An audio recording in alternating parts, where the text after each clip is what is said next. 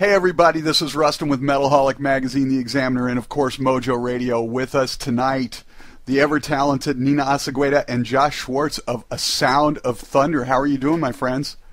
Great, man. How are you? Absolutely wonderful. Getting ready for the weekend. You guys got shows this weekend?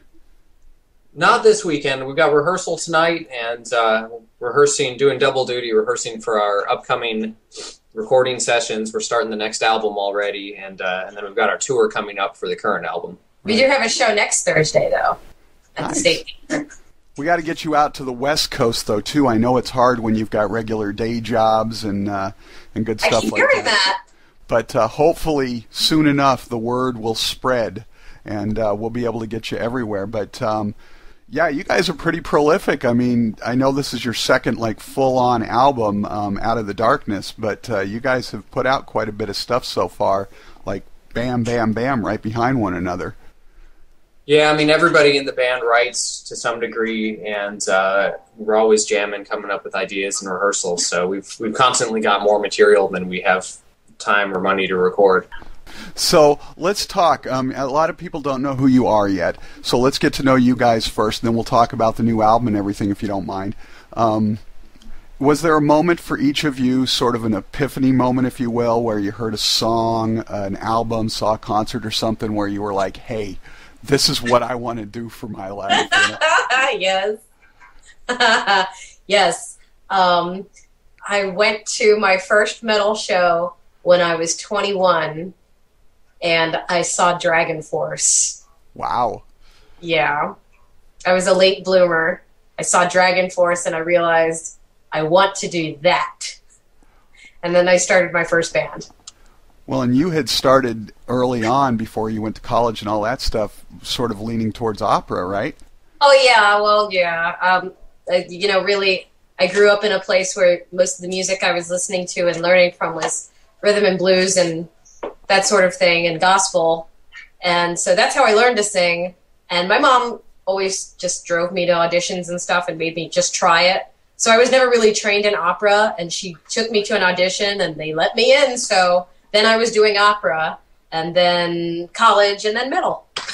Nice. And what about you, Josh? What was your moment?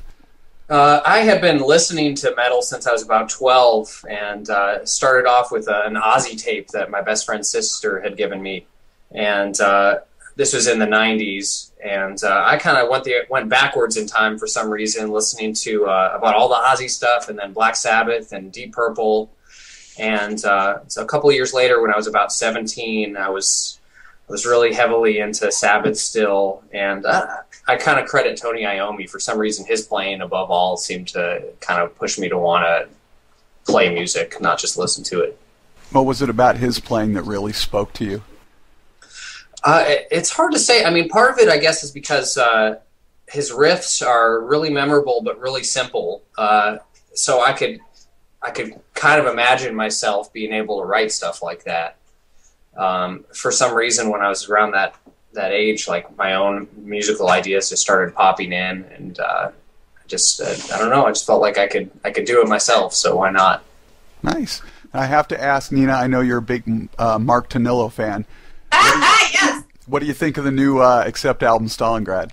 I love it. It's on my car. I have a CD changer in my car, so I've got 6 albums in there. 4 of them are Judas Priest, and 2 of them are the 2 new Accept albums.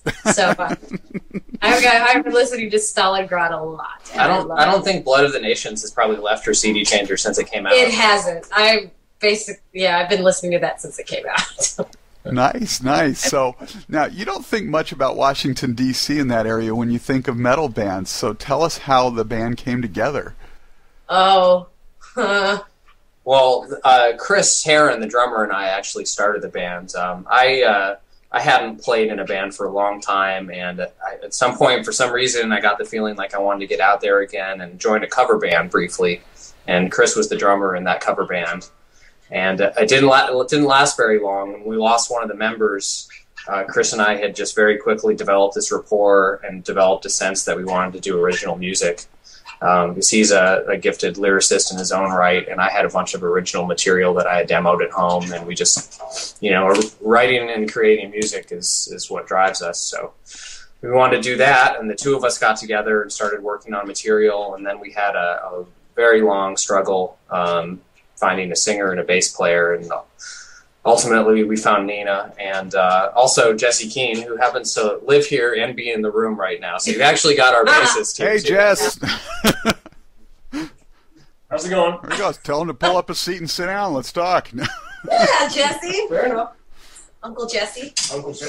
I was waiting for an opportunity to work him into the proceedings. Oh, yes. There you go. Well, here, you're going to have our drummer in a minute, too, because we're about half an hour away from our Thursday night rehearsal. Nice. So, well, what about you then, Jess? You heard me ask them. What was your moment of epiphany where you said, this is what I want to do?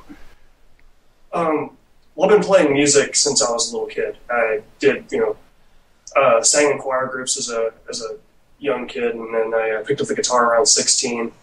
And I didn't really decide that I wanted to start doing metal until, and Josh is probably going to hit me for this, but Opeth's Deliverance. I heard that about 4 years ago, and I decided I want this. This is kind of the skill and the aggression of the music and everything is like, that's what I want to do.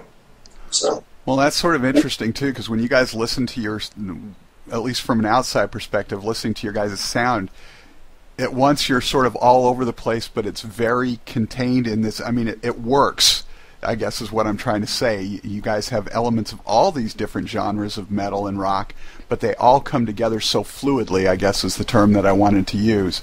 And, of course, you have to ask the generic question about the name of the band, but, of course, as soon as I heard Nina sing, I thought, well, that is the Sound of Thunder, but... I like that idea. Let's run with that. Let's just say that. Let's just say that. That's the better story, is it? Yeah. Well, I like the idea that we're named after a sci-fi story because I'm a nerd, and that just resonates well with me. Also, bonus points for ego stroke. Yeah. Yeah. No. But it was originally taken from the Ray Bradbury short story. Right. Now, the new album, Out of the Darkness, is the follow-up to Metal Renaissance. I know you guys recorded that first one initially on tape and everything. How did you guys do this one differently than the last album? It's completely different. Yeah, it was a different studio, different producer. Well, we had two really great engineers on Metal Renaissance, but they weren't producing the album, so we kind of were lacking for advice and guidance on that one. Right. Yeah, there's just a lot of pressure on when you're recording the tape because it's we couldn't do mix recalls easily. It was like there was no recall on the board. It was really old equipment because we had this desire to do a vintage sounding album. But I think in retrospect, it was probably a little bit much for us. If we could go back, that'd be a cool idea to do for our fourth or fifth album when we have more experience under our belts. And so the new album, we went with producer Kevin Gutierrez, who has a lot of great credits under his belt. And we did the whole thing in Pro Tools. And just it's so much easier. And it ultimately allows you to be more creative because you've got all this extra time to try different ideas. And if they don't work, you can just erase them, and you don't have to worry about rewinding the tape. Right. So it's amazing what technology has allowed us to do now. But do you worry with something like that it takes away from the organic nature of it or the raw purity? A little bit. I mean, that was why we stayed away from it to begin with. But I don't think so. I think partially because I don't listen to anything new and play so old-fashioned, I don't think we could come up with anything too modern sounding. It would just be impossible. Yeah. Everything I play in standard tuning, and I really haven't listened. I have what I call the Painkiller rule. Right. Which is I don't listen to new bands that came out after Painkiller. So I'm uncorrupted by modern music. I'm sure if they got a new guitarist in and Jesse was still in the band, then we'd probably end up with something a lot more modern sounding. And Nina, I think, doesn't seem like she's just an anachronism. I think she would sound badass over any style of music. Yeah, I can basically do anything. It's true. Well, except for be humble. I mean, what is the benefit of being humble? Well, I mean, when you listen to the album, your voice, vocally, you hit a lot of styles. I mean, you have a classic metal, prototype male metal voice, if you will, only coming from female. That's cool. And I can't bring myself to even call you guys female-fronted because I like that. to me it's almost an insult. You guys are just a great metal band and everything, but you do manage to tap into everything. You've got a couple of moments. I think I wrote it in my review that you sort of tapped into Sharon Den Adele, via Within Temptation on, I think it was The Night Witch I talked about. Yeah. But then you get sort of that, you even get a little of that cheesy parody thing going on with Kill That Bitch. Yeah. But overall, you've just got this full-on metal sound, but you can sort of go anywhere with it. So, but Thank you. Now let's talk about the songwriting process in the band. Usually with most bands, there's usually just one or two songwriters, but it sounds like you guys are all involved in this. Yeah.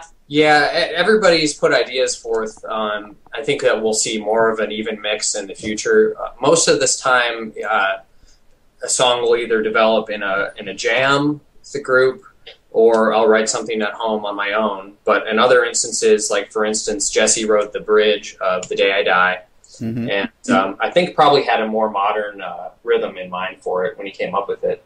And we kind of I wasn't able to play it probably the way he envisioned it, so it ended up sounding totally 70s. And Nina came up with the melodies for The Night Witch, and so we kind of reverse engineered that one and came up with some chords that would work.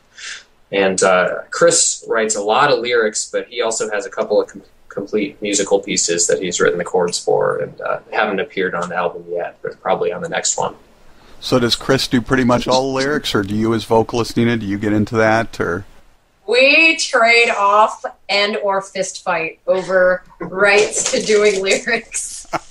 So, like, sometimes I have, like, a huge backlog of lyrics of songs that I just really want to do. But sometimes we'll be jamming on something and I'll be like, oh, that sounds like it could be about this. And so then me and Chris have this look. We look at each other and we kind of, like, eye each other, and he'll either be like, I really want it, or I'll be like, I really want it, and then we'll have to come up with some kind of solution on who gets to have it. It's like fighting over custody. So we both love writing lyrics, but you could probably tell our lyric writing is very different.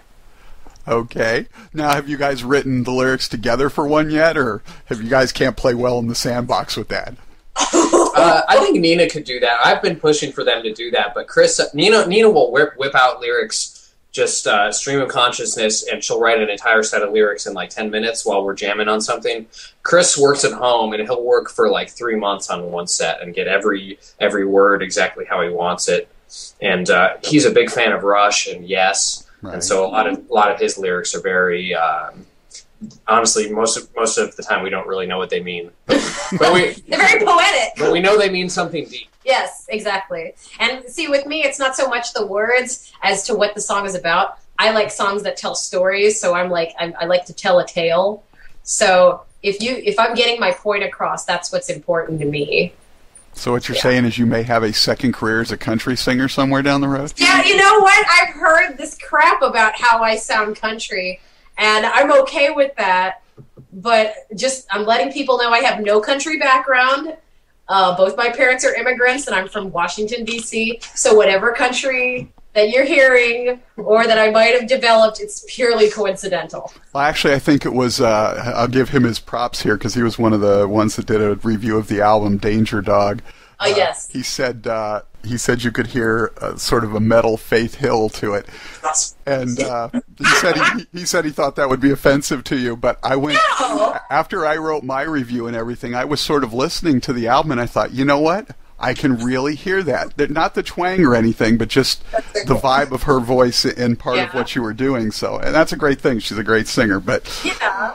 That's fine. I think it's all sorts of like comparisons. Like I've heard everything from Doro to Cher to Dio to Lizzie Hale, and now apparently Faith Hill. The weird thing to me is that I think that a lot of, or at least some of the reviewers, can't get past the fact that she's a woman, because we've had reviews that say it sounds too much like Nightwish. I'm so sick of this operatic stuff. And I'm like, what are you talking about? Yeah, I'm not operatic, and well, maybe a little bit in the Nightwish, the Night Witch. But see, now I'm making the mistake. Maybe a little bit, but that's definitely not the direction we're going in. If I'm going to do anything operatic, it's nothing but window dressing at this point. Yeah, I didn't, like I said, there really wasn't a whole lot of that. The one little part that I did hear sounded more like Sharon Den Adele than it did Annette Olson or Tarja Turunen. Right. Or Turunen, however she pronounces it. But, okay, so let's talk about then some of the stuff with the songs on the album. John Gallagher from Raven came in. I understand you'd never even listened to Raven before, and he did a duet with you guys on the title track. But I understand that wasn't originally the song you were thinking of for a duet, but his voice didn't quite match what you wanted to do. Which song had you originally been thinking about? Nina doesn't like to tell this story. Oh, there's nothing wrong with the story. We are friends with another heavy metal vocalist, and we were planning on doing a duet with him on Calad Alhambra, because it's a song about war. Right. And so there's another band out there that sings a lot of war. So we got this, we were like, yeah, let's do this song. And he was cool with it. And unfortunately, his schedule did not allow for him to record with us because they're on tour 365 days out of the year, it seems. So he just couldn't do it. So we were like, oh, no, we lost out on this opportunity to get a guest vocalist. What are we going to do? And that's when Kevin was like, oh, well, you know what? I know this is out of nowhere, but I know John Gallagher from Raven. And Josh used to listen to Raven. So he was all for it. We had a really cool moment, actually. John Gallagher's wife used to work for Metal Blade Records. Right. And Kevin actually called them to ask if his wife might know any other singers that would want to do the project. We didn't really think that John's voice would work because we hadn't thought about doing a different song or anything. And as soon as John heard about it, he expressed interest in doing it. And Kevin, our producer, was kind of delicately trying to tell him that his voice wasn't quite right. And we had this really cool moment where John was trying to convince him, and we overheard on Kevin's cell phone John Gallagher in his Welsh accent going, I could do it more like Ronnie Dio, and then he just started singing The Man on the Silver Mountain. It was awesome. It was awesome. Nice. And then we had to come up with something else. We were like, okay, we can't lose this opportunity because this would be really cool. And then we were like, oh, you know what song might fit is Out of the Darkness, because it's kind of fast and it's thrashy, and I bet you he could dig his teeth into that. So we picked Out of the Darkness, and it worked out perfectly. He did really things in that song that I didn't even consider doing. Before listening to John Gallagher, I never would have thought of doing that high-pitched wail at the beginning. But when he did it, now I do it at live shows because that was just such a cool touch. Nice.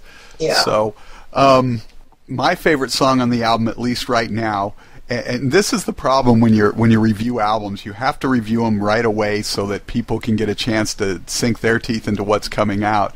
And after you've listened to it a while after that, one of two things happens. Either you start to like the album less, or you start to like it more. And after I wrote the review of your album, I've been listening to it more and more. The Day I Die is still stuck in my head on an almost daily basis. So right now, that's my favorite song on the album. But it's almost like I want to go back and re-review it, if you will, because it's like now I get more out of it every time I listen to it, which is a great thing. But I'd love to talk about a few of the songs, if you don't mind, just for the fun of it. Let's throw the one out there that you keep getting beat up on in the reviews. Let's talk about Kill That Bitch, because it's that's a love it or hate it song. I hear so many people who love that song, and then there's like a couple people that do not like it at all. Well, see, we get the criticism that it sounds like LA hair metal or something, and I think maybe they get that from the title. But the inception of that song was, I think it was shortly after Blood of the Nations came out. Nina said, "Write something that sounds like Accept." Yeah. So that was where the verse came from, with the lower fifth kind of crunchy riff. Mm-hmm. And I don't know about the idea. Nina gets all these crazy ideas. I just love the idea of a crazy girl, being in love with someone and coming up with these stupid ideas that he should murder his girlfriend. Well, I just think that's a hilarious idea. Well, it was very fun to listen to. It's not a bad song by any measure. It was just sort of like, okay, you're getting into this, this rainbow-esque 70s metal vibe, and then all of a sudden there's this moment of almost parody, if you will. Yes. And the vocals that you use in it, you use like 2 or 3 different styles, and they're all fun, and it's fun to play with and everything. But it's almost like maybe it was the wrong point in the album or something. But you're just sort of like, is this the same band? Exactly. That's what we hear, and I mean, really, that's just a big showing of our band as a personality. We have a lot of fun together. Yeah. When we're together, we're usually joking around, and we don't take ourselves too seriously. Right. And I think that's important to show in all of our albums and any music we come out with, is that we're going to have some, like, the deep personal stuff and, the impressive stuff. But every once in a while, I just really want to write a song that's goofy and funny. Because I can't take myself too seriously before I get sick of myself. So I think we can all safely say Chris had nothing to do with those lyrics. Yeah. Right. Yeah. I think Chris had the very idea of that song. Yes, he did. Yeah.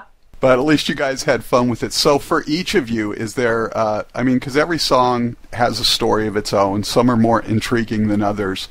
Are there 2 or 3 songs on the album that have some stories you'd be willing to share that just sort of stand out for you? For me, probably The Day I Die, which I wrote. I know I have very, very little lyrical input on our stuff.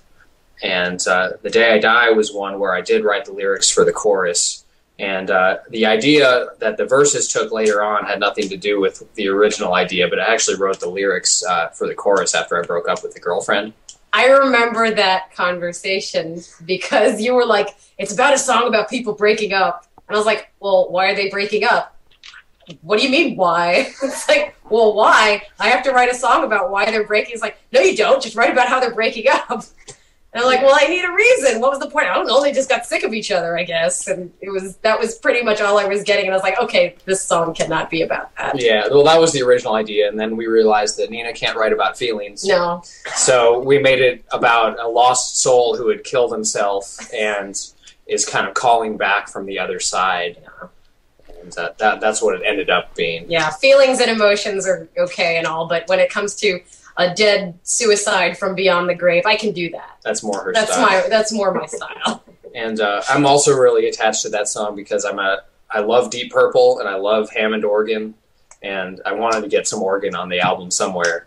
And The Day I Die was the one we ended up doing it, so that's another reason why it's one of my favorites. And I couldn't do the verse either. I remember hating that verse because it was "You are the one I love," and I was like, "Oh, I hate using the word love. Can I use something else? Something more metal, like hate." But no, I stuck to it. Oh, our drummer's here. Oh, I was going to say, Chris has arrived. So, Chris has arrived. Well, and I was going to say, it's listening to that song has taken on a special meaning for me this week because tragically my best friend passed away on Monday. Oh, sorry.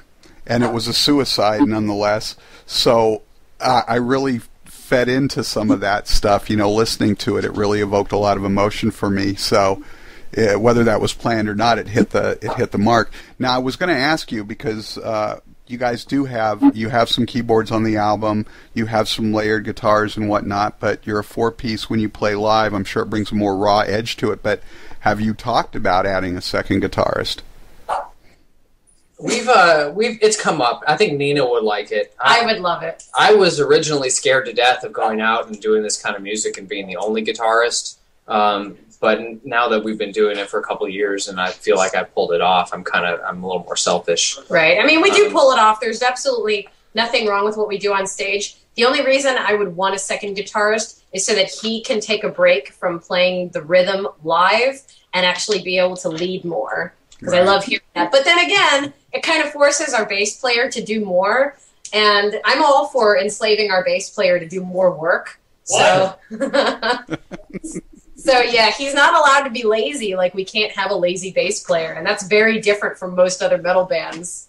I mean, no offense, but most metal bass players don't really do that much. So It depends on the bands. It does depend on the band. I'm sorry. No offense, but most of the metal bands around here don't have very good bass players. Okay. I'm just saying. Ouch. I'm just saying. Okay. Well, she listens to Hammerfall. So. I do listen to Hammerfall, and I will not apologize for listening to Hammerfall. You got to have your power metal fix, right? Yes, I do. All right, so before we get out of here, we were talking about some of the songs on the album. Colette, I'm probably mispronouncing it, but Colette Alhambra, that's one of the big ones on there, very Spanish theme going on there. What was the story behind doing that one? I love history, and I love, my mom's from Spain. We're actually Catalan, so we're not like Castilian. We're not from that area, but I love the history, and I love Queen Isabella, and I love the fact that she did all these crazy-ass things, like wearing armor and leading her men into battle. And I just thought that was the coolest thing ever. So why not write a song about it? And then I told Josh the idea, and he came up with the melodies. And then I was like, oh, yeah, throw some flamenco guitar in there. You know, me, I don't play the guitar, so I'm like, I assume he can do everything. So just throw some of that in there. I'm sure you could do that. So, and he did it. So it all turned out really good. Now, which of the songs on the album goes over best live? What do fans respond to the most? A Sound of Thunder. A Sound of Thunder, you think so? Or actually, Out of the Darkness. Out of the Darkness. We get a lot of moshers during Out of the Darkness, and they love that. And we get a lot of headbanging too. What is the other one? Where they headbang? Actually, the first one. The Day I Die? The Day I Die. We get a lot of headbanging. One of the surprise moments is the quiet part, the rainbowy part in the middle of The Day I Die. Get a lot of cheers and clapping going on. Yeah. No, that scared me at first when we did that live, because I was like, oh no, this is the quiet part. What's going to happen? We've got a rowdy metal crowd. And suddenly it got all quiet, and they started doing the jazz fusion part of the song. and people were like, woo! And I was like, oh, okay then. I guess I'll step aside. But it was pretty cool. We are now joined by thunderous drummer Chris Herron. Yeah. The Thunder God himself. Yeah. So then before we get out of here, one more question then you can each answer. You get to spend the evening with one person, past, present, alive, dead, to do whatever you want, talk, whatever. Who would it be and why? Does it have to be music related? No, doesn't have to be at all. As a matter of fact, I'm going to be waiting for Chris's answer because given the lyrics that he likes to write, it might be a very interesting answer. So. I already know who he's going to say. I don't go first then. That one's easy. Yeah. All right, Nina. Mark Hamill. Mark Hamill, the actor, huh? Yeah. Like I said, I'm a big nerd, and I've been in love with Mark Hamill since I guess I was little and watching Return of the Jedi on a VHS. And I will always love him. And it would be my dream to someday be able to actually sit down and talk to him, yes. Wow. That's not one I would have expected, so great answer. What about you, Josh? I'm gonna stick to music. If it was outside of music, I probably would say Stan Lee. But I'm gonna go up and say Richie Blackmore.